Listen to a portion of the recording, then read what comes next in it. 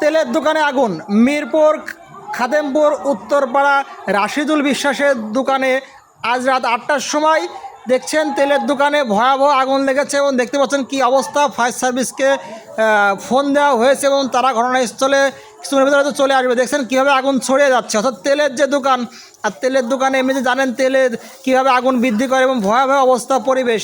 একটি দোকানের আগুন লাগলে পরে কী হয়, আসলে কীভাবে আগুন লেগেছে বিস্তারিত পরে তদন্ত করলে জানা যাবে।